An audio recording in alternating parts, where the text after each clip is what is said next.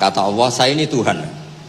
Inni haramtu zulma ala nafsi wa ja'altuhu bainakum muharraman. Kedoliman itu saya larang, bukan pada kalian saja, saya sendiri melarang diri saya berlaku apa? Dolim.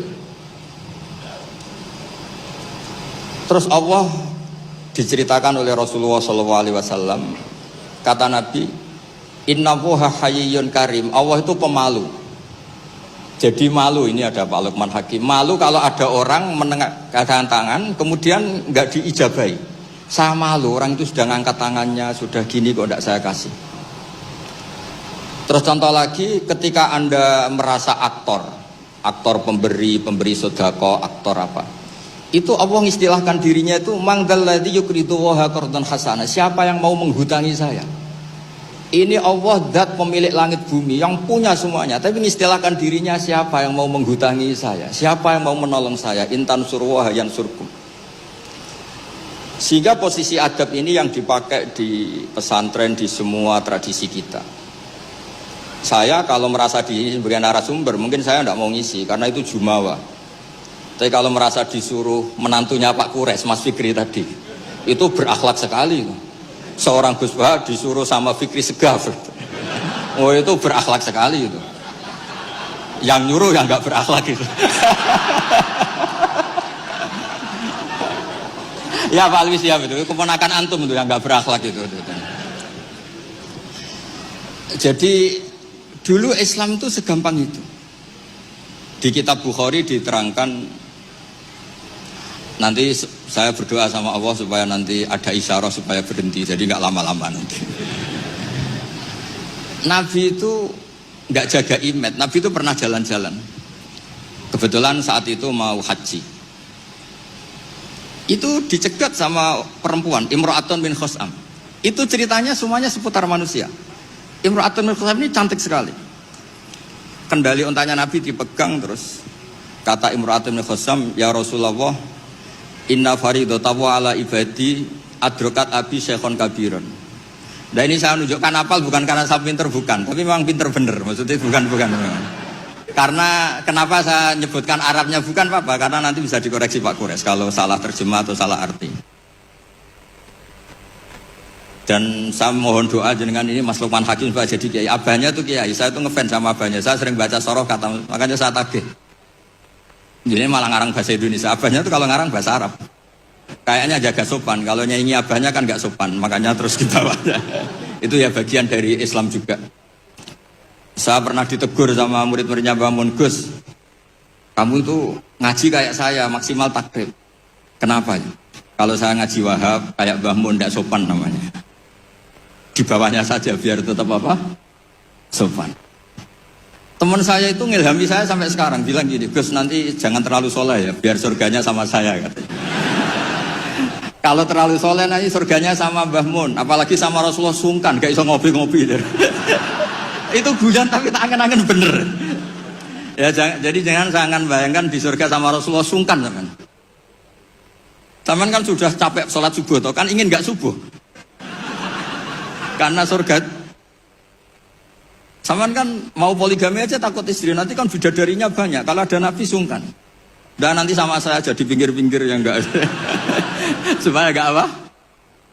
Tapi kalau amal pas-pasan, kuotanya tidak cukup, langsung neraka, itu resikonya. Karena pas, sekali nggak cukup, neraka. Makanya kuotanya lebih, tapi surganya yang apa? Biasa aja. Imra'atun bin Khosam itu cantik. Nabi pas itu dionta Ardafa al-Fadl bin Abbas. Fadl bin Abbas ini sepupunya Nabi. Fadl masih muda, masih ganteng muda. Terus fanadharul Fadl ilaiha wa nadharat ilaihi. Nah ini cerita betapa Nabi sebagai pengajar itu manusiawi sekali. Terus falau wa Rasulullah unukal Fadl. Nabi terus sekarang memalingkan Fadl supaya agak ngelihat perempuan ini, Imra'atun min Khusam. Pas Nabi lawa mungkin agak keras, Abbasnya tersinggung. Lawaita ibna amik, gimana kamu sama sepupu kok gitu? Kata Nabi, ini Fadl melihat Imra'atun min Khusam tadi, gadis dari Khusam. Nah ini supaya sama ngerti, jangan bayangkan Nabi itu terus Orang kalau mau tanya kok di jalan, nggak sopan, nggak berakhlak gitu. Ya biasa aja dijawab. Dijawab ya di jalan itu. Yang tanya juga nggak sowan dulu, nggak ya di saja. Nah sekarang beberapa ustadz itu kalau ada orang tanya disuruh ke rumah, ternyata ustadznya masih belajar dulu. Itu nggak urusan sopan, ilmunya nggak cukup. Kalau jawab langsung tuh nggak cukup. Terus dikemas sopan, nggak sopan tanya di jalan, di rumah. Pertanyaannya kasih dulu, ternyata belajar dulu. Oh itu benar-benar ustadz nggak sopan itu. Kan nggak efisien, nggak apa. Ini cerita di Sahih Bukhari. Inna faridatallahi ala ibadi adrakat abi syekhon kabiran la yastati'u ayasbuta ala rahilah. Wa fi riwayatin ayastamsika ala rahilah. Afa ahujju anhu. Bapak saya itu tidak kuat haji. Dan sekarang haji sudah wajib. Ini gimana? Apa saya perlu hajikan? Itu awal ada haji niabah. Kalau di masyarakat disebut haji amanah. Jadi haji amanah itu tidak nunggu meninggal. Orang stroke, nggak mungkin haji itu sudah bisa digajikan apa? Amanah. Saya itu punya teman, kurang ajar sekali Pak Kures. Saking kurang ajarnya, bapaknya itu hidup. Bapak kamu kajikan plus, mahal kok gaji plus, masih 400 juta. Nunggu meninggal saja kaji amanah, 10 juta cukup. Wah, kurang ajar betul itu. Sudah gitu masih bilang, malah infonya Gus, kalau orang Madura berani 4 juta katanya. Wah, ngawur betul kamu itu. Itu berkahnya orang tadi, gadis tadi tanya sama Nabi itu akhirnya haji makdum itu 2. Ini saya ngomong fikih, supaya sampean ngerti fikih. 1 amanat anil mayyit karena memang sudah tidak bisa haji. 2 amanat anil makdum. Kalau di fikih disebut haji apa? Amanat dari makdum. Orang hidup tapi nggak mampu apa? Haji. Terus saya bilang sama tadi yang agak kurang ajar tadi. Ya kurang ajar betul maksudnya. Sini, bapak kamu biar memutuskan haji sekarang meskipun stroke masih bisa ngomong, masih Gus, masih ingat hartanya masih Gus. Suruh haji sekarang, di makdum sekarang. Pak, jenengan harus haji karena mampu, tapi itu enggak iso, amanah Pak. Ternyata amanah kalau masih hidup itu mahal, jual Innova. Walhasil terus sudah dihajikan amanah, orang itu meninggal. Mendingan mati Gus, murah, tadi masih mahal. Terus saya bilang gini. Nah ini saya ngomong fikih biar Mas Fikri itu nggak salah lah, milih Dewan Pakar saya itu nggak salah, memang kayaknya memang kredibel ini. Saya sudah pamit sama Abi Kures. Itu di Sajaratul Ma'arif ada babu dzikri manaqiban nafsi, babu dzikri rajuli manaqiban nafsi. Bab seseorang itu boleh menyebut kelebihan dirinya kalau itu untuk kepentingan umat. Buktinya Nabi Yusuf ngendikan inni hafidun alim, urusan keuangan pasrahkan saya, inni hafidun alim. Dan semua Nabi mesti ngendikan inni lakum nasihun amin, saya ini orang yang punya niat baik. Jadi kata bapak saya kalau didik saya, tawadhu haram zaman akhir. Kenapa? Karena itu bentuk gak tanggung jawab. Disuruh mimpin negara gak mau, ngimami masjid gak mau, disuruh mulang gak mau. Ternyata karena gak mau tanggung jawab. Jadi tawaduk sama gak tanggung jawab itu bedanya sedikit. Sampeyan tawaduk apa gak tanggung jawab? Iya kan banyak orang tuh gak berani nyai. Wah saya dereng sakit gini, tapi komen. Kacau itu. Saya teruskan. Sehingga dulu yang dialami Nabi itu ya biasa. Sampai di Bukhari dibabkan berkali-kali. Babul futya fit thoriq. Bab Nabi itu biasa ngasih fatwa di jalan.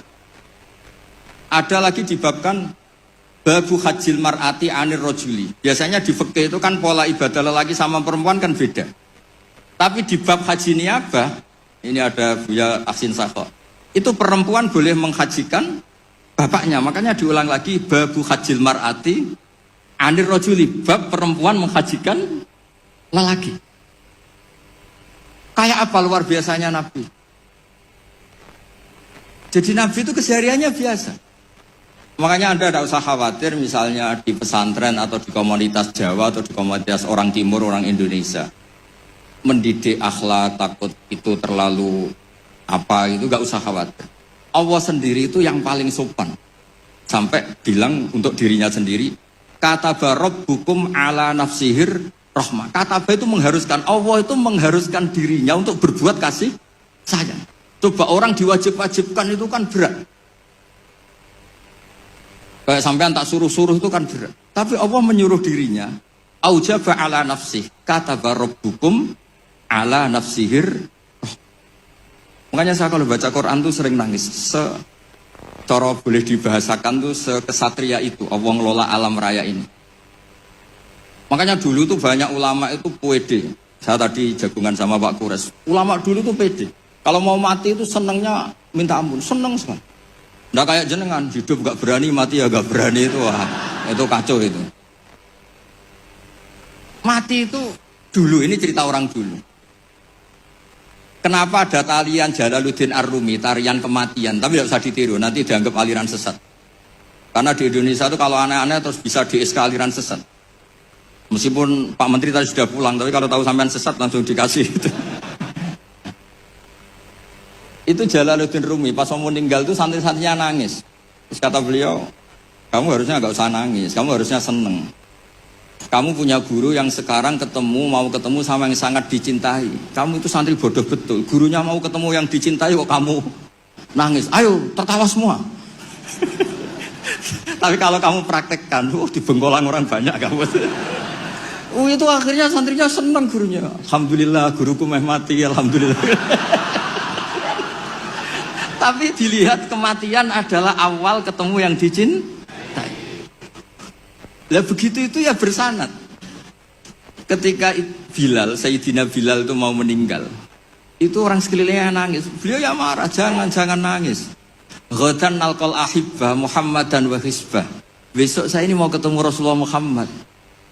Kamu gak usah nangis. Ghadan nalqal ahibbah Muhammadan wa hisbah. Tapi mereka mengajarkan kebenaran itu rileks. Ya mengajarkan kebenaran itu rileks. Ini cerita sunnah Rasul yang mudah kita tiru. Sama nggak usah bayangkan jadi kiai sufi terus terkenal wali, repot. Bisa kiamat kalau yang jadi wali sampean. Saya keberatan, betul keberatan.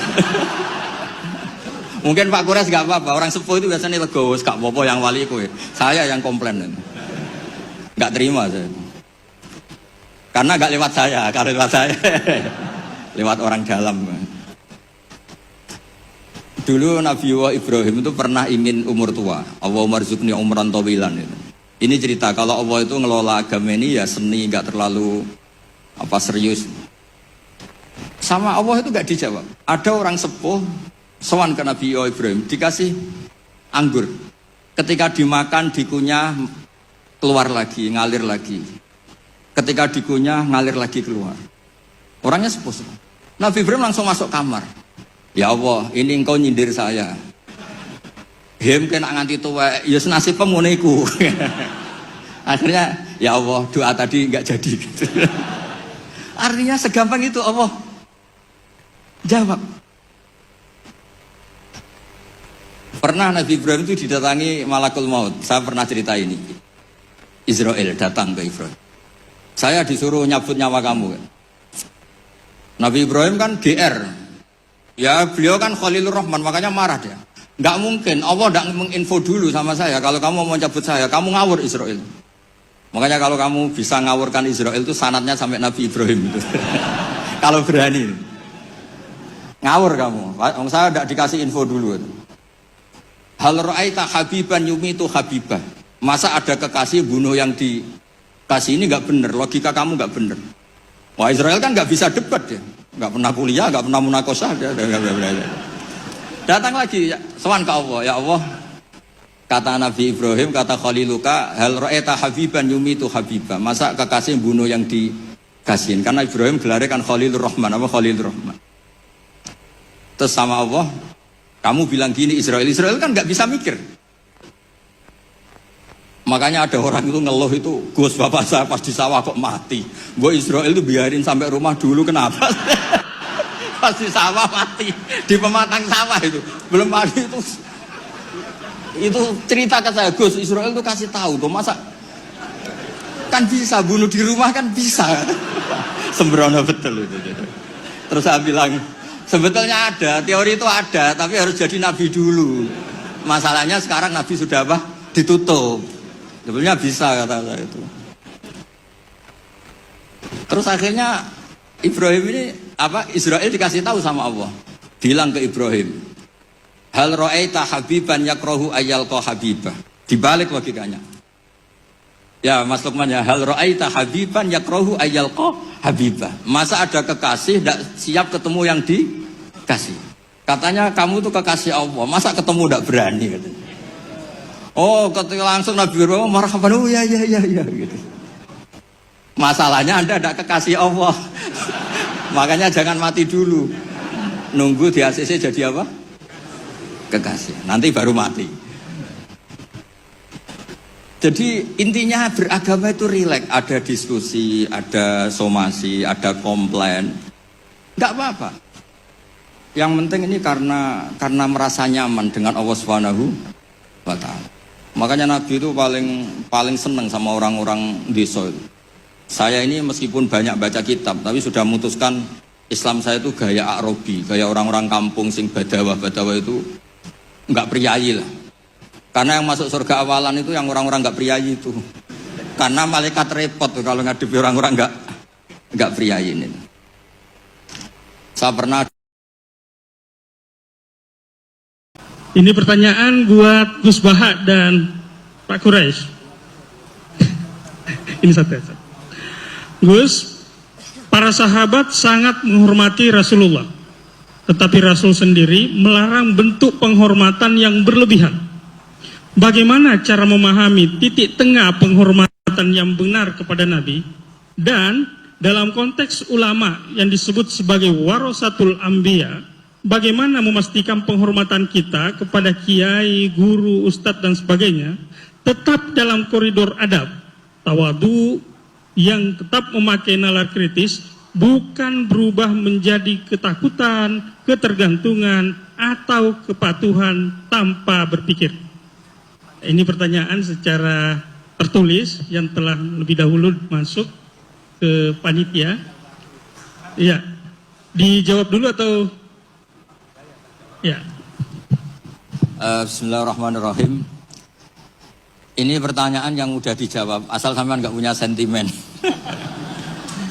Biasa aja. Saya ini kan kata orang banyak, saya ini kan ya Gus, ya Kiai, ya Gus asli. Bapak saya Kiai, bapak saya Kiai. Tapi ya nggak ingin dihormati berlebihan. Buktinya disuruh Mas Fikri ya mau saja. Di pidatoni Pak Nazar ya saya dengerin. Kan berarti saya juga sopan gitu.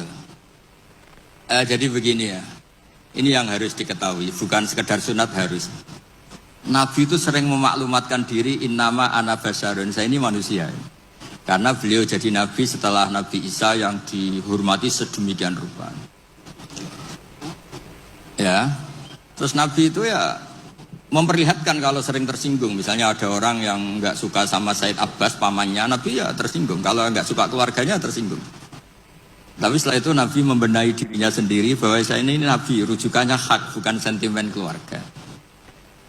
Nah sahabat juga sama ya, hormat sekali sama Nabi, tapi tetap kaidahnya itu la tutruni kama atrot an-nasoro, ya kamu jangan berlebihan sampai mentaklih, sampai menuhankan. Kalau hormat yang berlebihan dengan arti loyalitas atau bahasa tubuh, itu ya mulai dulu ada ya di semua tradisi. Sama lihat di kerajaan-kerajaan atau di film-film Cina itu kan semua, baik versi ketua suku maupun ketua geng, ketua apa saja kan ya dihormati oleh anak. Tapi yang unik dari Nabi itu penghormatannya itu malah mengarah ke Tuhan. Misalnya begini, tadi Pak Quraisy cerita banyak tentang syarat sahnya jadi saksi. Ini penting, sampai nang swarga ben gak repot. Engko swargane ndek-ndek wae, tapi nanti kalau sama Nabi nggak bisa bercengkrama sama bidadari sampean sungkan. Nanti tak carikan bidadari yang cerewet kayak istri kamu. Kayaknya nggak ada ya. Berarti trauma kamu sama istri itu. Kalau saya inginnya ya yang mirip lah, biar apa? Kenangan. Ini perlu dicatat. Sebetulnya sehot solawat, saya berkali-kali matur di kitab Ithaf. Sehot solawat itu sehot terbaik. Karena ada kata-kata gini ya, sudah kita misalnya adat pesantren Allahumma sholli ala sayyidina Muhammad atau yang tanpa sayyidina Allahumma sholli ala Muhammad. Itu kan kelihatan, Allah itu pemberi, Nabi itu yang diberi.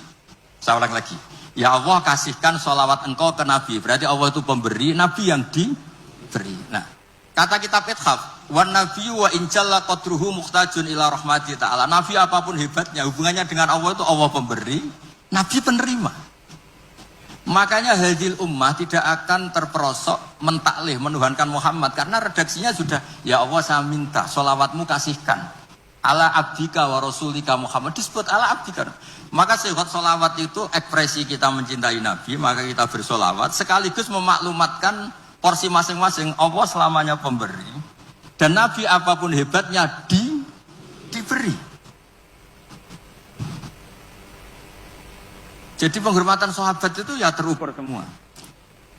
Lah nanti kultur-kultur tertentu di daerah tertentu, misalnya di Kesultanan Jogja atau Kesultanan Maluku, semua di pondok, di apa-apa. Saya yakin semua orang soleh itu inginnya semuanya proporsional. Nggak tahu kalau yang sentimen, tapi semua orang soleh itu inginnya pasti propor. So, itu pasti, tak jamin.